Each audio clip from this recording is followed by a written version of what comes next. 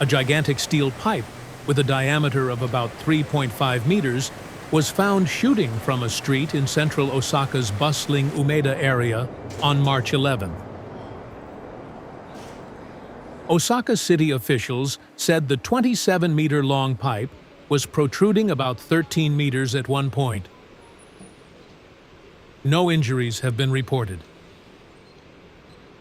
Workers injected water into the pipe, letting it sink back into the ground using the weight of the water, but about 1.6 meters remain above the ground. The city's construction bureau said it plans to cut off the protruding part as it is difficult to lower the pipe any further. According to Osaka City's construction bureau, the pipe had been buried underground for sewage pipe construction.